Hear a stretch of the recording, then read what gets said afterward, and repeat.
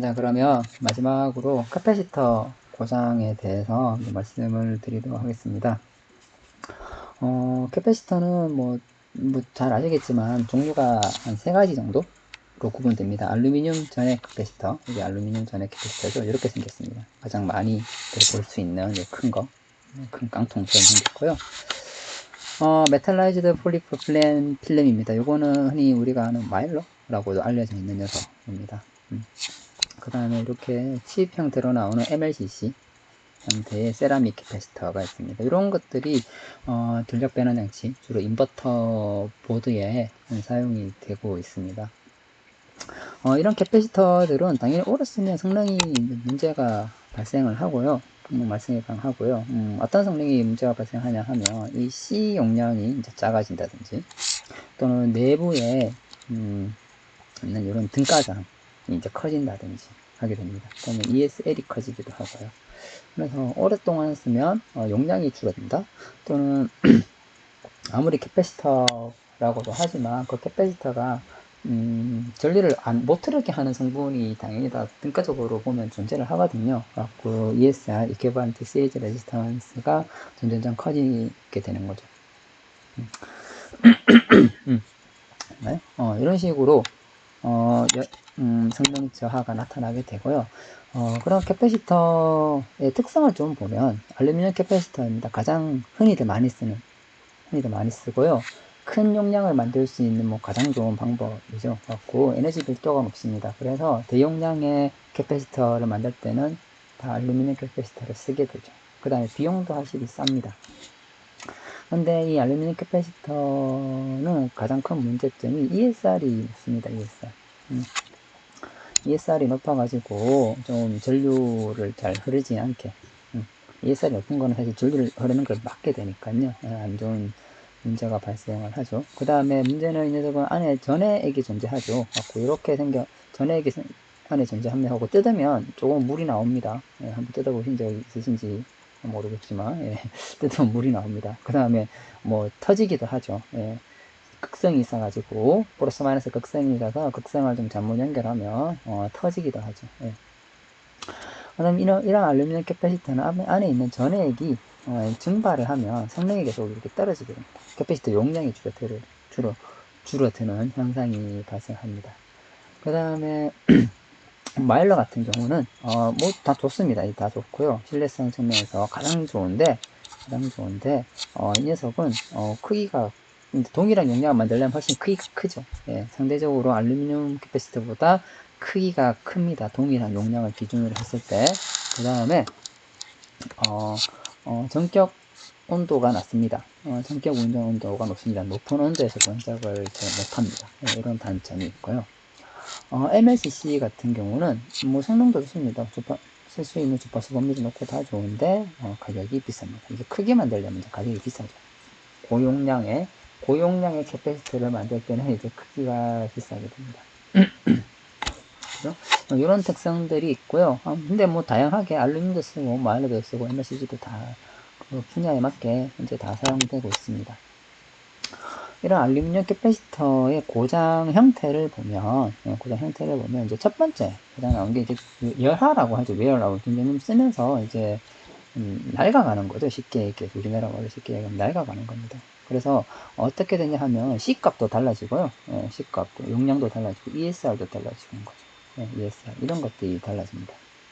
그런 걸 이제 파라미터 드리프트라고 하죠. 주로 C값은 작아지고 ESR은 커지는 식으로 되고요. 그래서 최종적으로 고장이 나게 되면 오픈 서킷이 됩니다. 회로가 이렇게 이렇게 해서 만약에 저희가 이런 식으로 회로를 만들잖아요. 근데 여기가 이제 고장이 나서 캐패시터가 아예 고장이 났다. 그럼 회로 자체가 이렇게 아예 끊어지는 거죠. 이렇게 딱 끊어집니다. 오픈 서킷으로 고장이 나게 되고요. 어떤 고장이 가장 크냐 하면은 이게 여기 일렉트로타이드가 이렇게 전해질이고요. 전해질이 증발하는 겁니다. 알루미늄 캐패시터 뒤에 가서 보여드릴 텐데, 알루미늄 캐패시터는 전해액을 넣고 이거 돌돌돌돌 말았거든요. 그러니까 얇은 막에다가 전해액을 넣고 그걸 돌돌돌 말아서 알루미늄으로 패키징을 한 건데, 그 안에 있는 전해액이 점점 소멸하는 겁니다. 그러면 이제 에너지가 더 이상 전해액이 없어지면 전자가 흐를 수가 없어서 아예 오픈 서킷을 아예 고장이 나게 되는 거죠. 그 다음에 여기 마일러 같은 경우는 수분에 의해 가지고 부식이라고 볼 수 있습니다. 부식이 됩니다. 부식. 수분에 의해 가지고 안에 있는 메탈라이즈 돼 있는 금속 성분이 점점 부식이 됩니다. 그래서 성능이 이제 점점 떨어지게 되고요. MLCC 세라믹 같은 경우는 이게 절연 성능이 떨어집니다. 이게 절연이 되죠. 절연이 되고요. 얘는 부식이 되고 얘는 증발을 합니다. 이런 각각의 좀 안 좋은 특성이 당연히 존재를 하는 거죠. 존재하는 거고요. 보면 왜 이렇게 되냐 하면 결국은 뜨거우면 이제 증발이 일어나는 거죠. 뜨거우면 맞죠?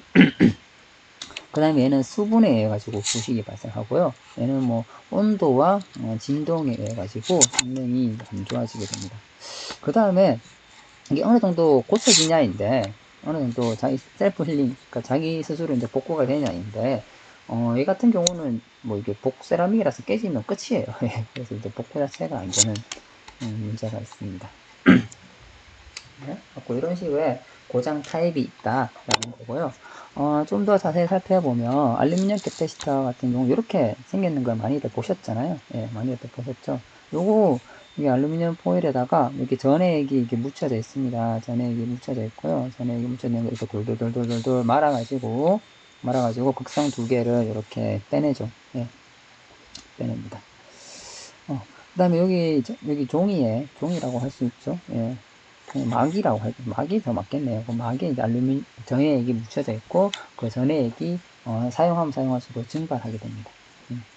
증발하죠. 당연히 뭐, 여기 계속 전류가 흐르고, 맞죠? 전류가 이제 들어왔다 나가고, 요 안에 내부에 ESR이 존재할 거고요. ESR에 의해서 열이 계속 날 거고, 맞죠? 열이 계속 날 거니까, 전해액은 점점 증발을 하게 될 거고, 그런 식으로 계속 성능이 떨어지게 되고요.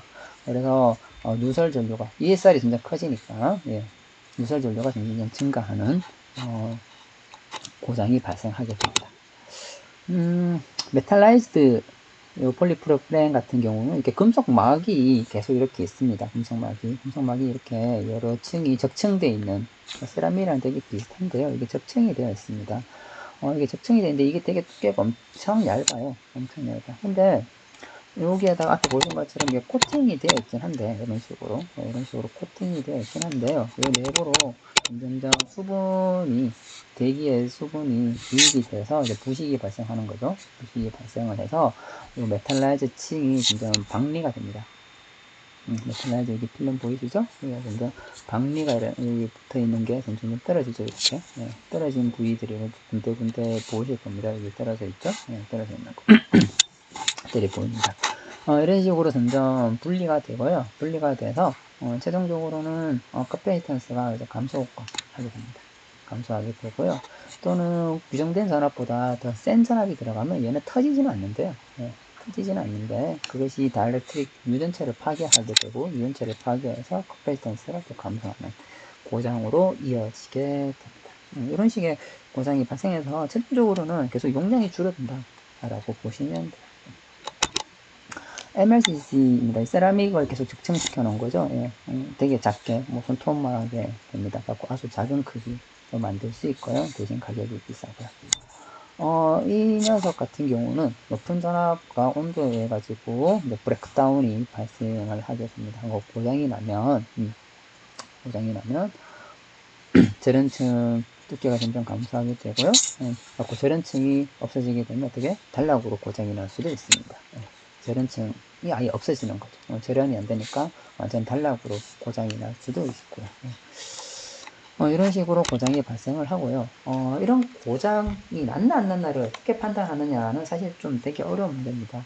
내 카패시턴스가 내 용량이 100 마이크로페럿인데 이거 95 마이크로페럿 됐다. 그럼 이거 고장이다. 버려야 될까?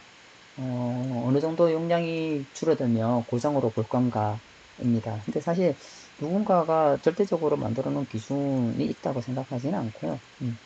근데 다만 몇몇 분원에서 한 이 정도로 이야기를 해놓고 있습니다.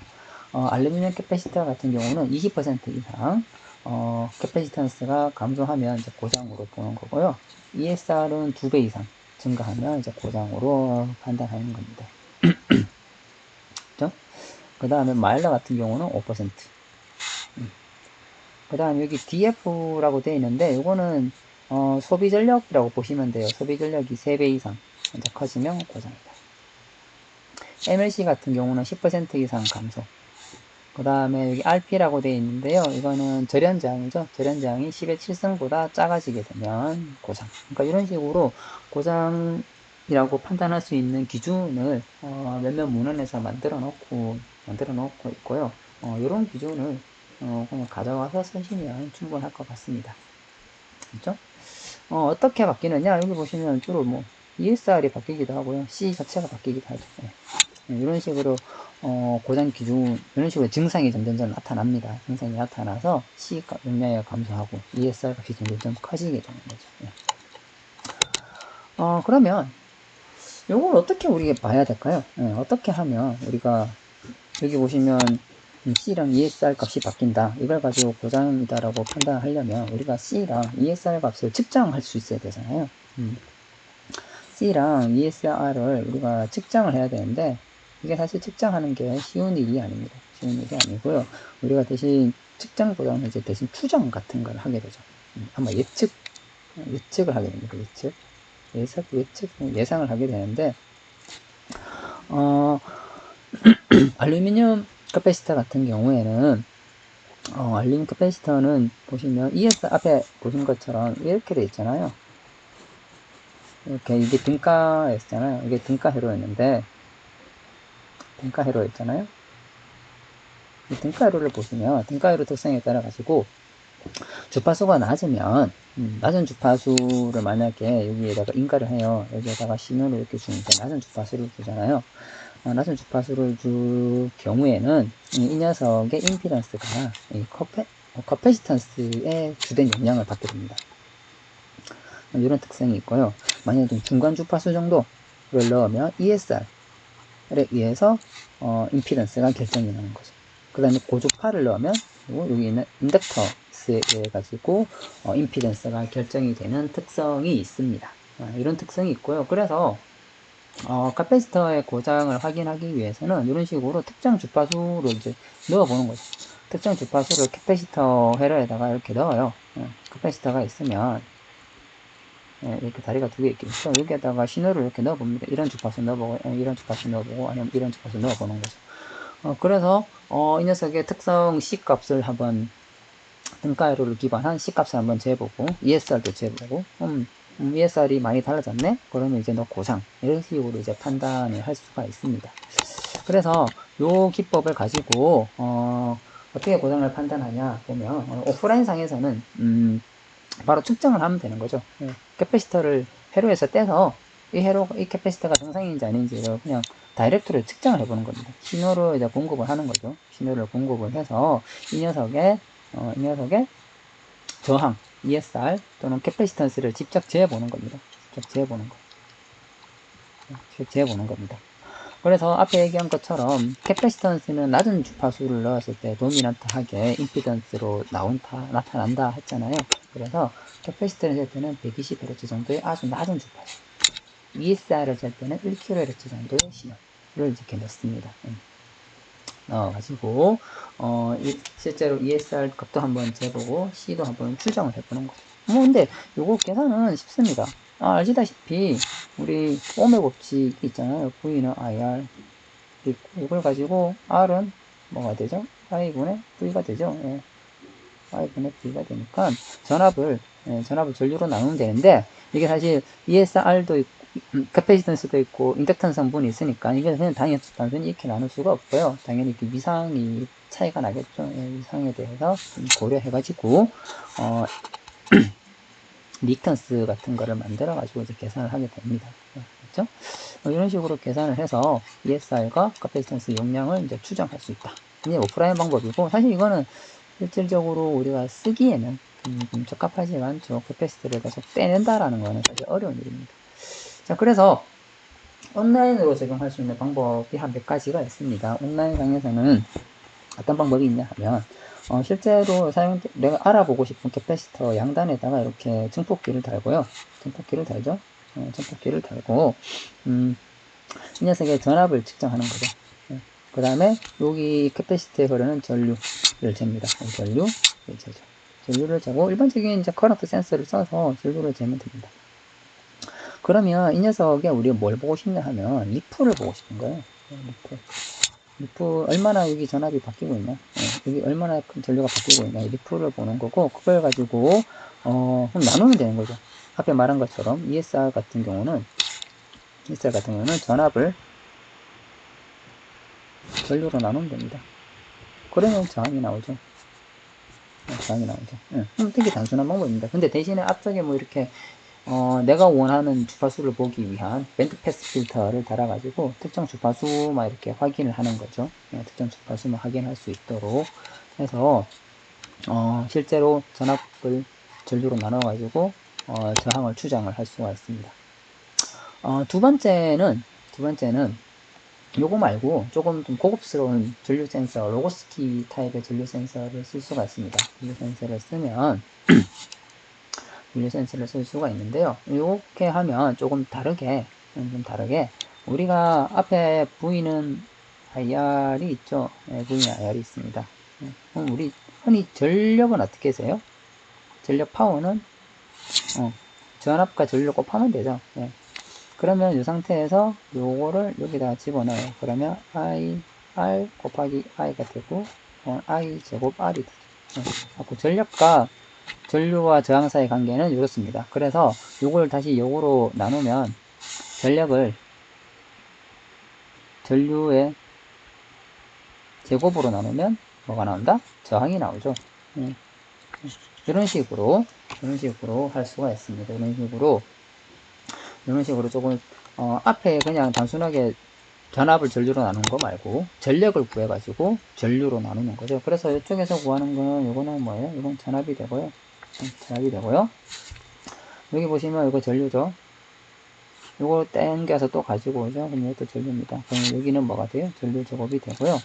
여기는 뭐가 돼요? 전압과 여기 전류였죠. 전류 곱하면 여기는 파워, 전력이 됩니다. 그렇죠? 그래서 전력과 전류의 제곱으로 나누면 ESR이 나온다. 이렇게 우리가 계산할 수가 있고요. 근데 대신에 이 로고스키를 쓰면 전력을 참 잘 낼 수 있습니다. 전류를 좀 민감하게 잴 수가 있는데, 이 녀석은 코일 성분이 너무 커서요. 인덕턴스 성분이 증가해서 이쪽 부분에 인덕턴스 성분이 증가해서 조금 안 좋은 효과를 가져오기도 합니다. 여기 잠깐 말씀드리면 전류 센서는 좀 종류가 몇 가지가 있어요. 일반적으로 가장 쉬운 거는 이렇게 여기 요건데 회로를 이렇게 끊어내는 거죠. 끊어내서 이제 전류를 측정하는 센서를 답니다. 갖고 회로를 이렇게 해서 회로를 끊고 이전에 전류 센서를 넣었다 이렇게 빼가는 거죠. 전류를 여기서 잴 수 있도록 만드는 션트 회로를 가장 많이 쓰고요. 그거 아니면 이렇게 홀 센서, 요겁니다. 홀 센서를 쓰고요. 이제 가격이 좀 비싸요. 아니면 흔히 클램프 타입을 쓰죠. 가장 많이 씁니다. 갖고 클램프 해가지고 오실스코프에다가 연결하시면 오실스코프로 볼 수는 있는데 이거 되게 정확도가 좀 낮죠. 근데 대신 마지막 로고스키가 있는데, 로고스키는 대전류 측정이 가능한 아주 큰 장점이 있습니다. 대전류 측정이 가능한 장점이 있고요. 앞에 본 것처럼 이렇게 생겨가지고 그냥 끼우시면 됩니다. 갖고 내가 알고 싶은 곳에다가 연결해서 이거 쫙 끼우면 그 선에 흐르는 전류를 정확하게 좀 측정할 수 있는 장점이 있습니다. 그렇죠? 또 다른 방법이 있는데, 여기는 특정한 신호를 제가 임의로 주입을 합니다. 이렇게 특정한 신호를 인젝션이라고 하죠. 특정한 신호의 주파수로 인젝션을 하고요. 그 다음에 그 성분이 그렇게 해서 그 성분이 얼마나 나오느냐를 대신 본다라고 보면 되고요. 여기 보시면 여기 삼성이 있고요. 삼성에서 나오는 여기 캐패시터 정보가 여기 있는데, 이 녀석을 알고 싶은 거예요. 이 녀석을 어떻게 아냐 하면, 우리가 아는 거는 여기에서 여기까지 산압입니다. 그래서 여기까지 산압을 우리가 측정을 하죠. 그죠? 측정을 하고, 그 중에 일부는 캐패시터 전압이 될 거고, 일부는 ESR 전압이 될 겁니다. 있죠? 갖고 전체 전압을 우리가 재는 건 여기서부터 여기까지인데 그거를 세부적으로 좀 쪼개보면 1번은 캐패시터, 1번은 ESR 이렇게 될 겁니다. 있죠? 그러면 우리가 알고 싶은 거는 뭐예요? ESR 전압을 거기에 흐르는 요 패스에 흐르는 전류, 요 패스에 흐르는 전류로 나누면 ESR 저항인 값이 나오죠. 우리는 요거를 알고 싶어요. 그렇죠? 그러면 ESR은 어떻게 돼요? 전체 전압에서 캐패시터 전압을 빼면은 VESR이 나옵니다. 그렇죠? 그러면 요걸 구하면 되는데 이걸 어떻게 구하느냐? 첫 번째 우리가 뭘 구해야 돼요? 이 전체 전압 VDC라고 되어 있는 여기서부터 여기까지 되어 있는 요거 VDC는 재면 됩니다. 그냥 맞죠? 캐패시터 양단 전압을 사실 재면 되죠. 그 다음에 캐패시터 전압을 재야 되는데 캐패시터 전압 재는 게 사실 쉬운 일이 아니에요. 캐패시터 전압을 언제 되냐 하면 여기 보시면 얘가 계속 스위칭이 일어나잖아요. 맞죠? 게이트가 스위칭을 하면서 계속 바뀌고 있습니다. 갖고 아무 때나 캐패시터 전압을 잴 수 있는 건 아니고요. 스위칭이 안 일어나는 제로 스위칭 시점에서 캐패시터의 전압을 우리가 재야지 정확한 전압을 잴 수 있어요. 그래서 언제 잴 수 있냐 하면 여기 한번 보세요. 계속 0인 시점 있죠? 이때 아무도 스위칭이 안 일어나죠. ABC 상에서. 그래서 그때 전압을 잽니다. VC1이라 하고요. 그 다음에 또 스위칭이 안 일어난 시점이 여기 있어요. 여기. 다 111인 시점이 존재하죠. 네, 다 111인 시점이 존재합니다. 그때 전압을 잽니다. V2라고 하죠. 그래서 요 두 개의 시점의 전압을 우리가 쓸 수가 있는데 이 두 개의 시점을 그냥 쓰면 안 되고 우리가 뭐 합리적으로 쓰려면 요때랑 요때를 평균을 내야 되겠죠. 네, 그렇죠? 평균을 냅니다. 그래서 아무 코드 스위칭 안 하고 있는 시점 VC1과 다 오픈되어 있는 시점에 VC2를 합쳐가지고 평균을 냅니다. 네, 그래서 이 미드라는 서브스크립트가 다 붙어 있는 거죠. 네. 그 다음에 그때 평균을 구하면 대충 요 시간과 요 시간의 가운데쯤이 여기가 돼요. 그러면 우리가 여기 VDC도 구해야 되잖아요. VC는 구했고요. VDC도 이제 요 시점을 측정을 해야 되는 거죠. 요 시점에 VDC 측정을 하는 겁니다. 네, 이건 측정하면 되죠. 여기 캐패시터 양단이니까. 그렇죠? 측정하면 되고, 똑같이, DC도 요 시점, 동일한 시점이죠. 동일한 시점의 거를 측정을 해야 되는 거죠. 네, 측정을 해서, 그냥 측정하면 되고요. 그래서 요거는 다른 시점의 걸 측정해서 이건 계산하면 나오고요. 그 다음에 요거는 시점이 딱 정해지죠. 그 시점의 거를 바로 측정하시면 돼요. 측정하면 돼요. 자, 그렇게 해서 ESR을 구할 수 있고요. 이 ESR이 알루미늄 캐패시터 같은 경우는 2배죠. 2배 이상 기존에 처음에 사용할 때보다 뭐 2배 이상 커지게 되면 그 알루미늄 캐패시터는 고장이다 라고 판단할 수 있고, ESR을 계속적으로 추정한다 뭐 보면 ESR 값이 증가하는 이렇게 룹 그림이 나올 거잖아요. 맞죠? ESR이 이렇게 증가하는 그림이 쭉 나올 겁니다. 그래서 어느 시점 이상 증가하게 되면 이제 우리 이때부터 이제 고장이라고 판단을 할 수 있는 거죠. 네. 이런 방법으로 캐패시터 고장을 우리가 알 수 있을 것 같다라고 이제 생각이 듭니다. 자, 그래서 이번 시간 동안 말씀드린 내용을 좀 종합을 해보면요. 가장 고장이 많이 나는 소자는 이제 IGBT랑 캐패시터였다. 그렇죠? 그런 거는 이제 논문을 통해서 많이 분석을 한 결과 IGBT, 캐패시터, 게이트 드라이버 순으로 이제 고장이 많이 발생했고, 그래서 IGBT 같은 경우는 고장을 탐지하기 위한 연구가 다양하게 이루어져 있습니다. 다양한 방법들이 있고요. 그 중에서 어떤 녀석이 가장 좋냐라고 제가 문헌을 좀 비교를 해보니까 Modified Normalized DC Current Method가 성능도 좋고, 네. 맞죠? 민감도도 좋고, 거리 패스 알람에도 좀 우수하고, 데드 타임도 생각보다 작고, 구현하는 것도 어렵지 않고, 여러 군데 쓸 수 있는 것 같습니다. 그래서 만약 여러분들이 뭐 업무에 RGBT 고장 진단 같은 거를 할 일이 있으면 이 방법을 한번 좀 고려해 보시면 좋을 것 같고요. 마지막 캐패시터도 어떤 식으로 온라인으로 ESR을 계속적으로 계산할 수 있는 한 몇 가지 방법을 말씀드렸습니다. 그렇게 해서 ESR을 지속적으로 추정을 해서 캐패시터가 언제쯤 고장이 날지를 판단할 수 있을 것 같습니다. 네. 자, 이렇게 해서 IGBT랑 캐패시터와 같은 전자부품류의 고장 진단 연구 동향, 그 다음에 어떤 식으로 고장을 탐지할 수 있는지에 대해서 말씀을 드렸고요.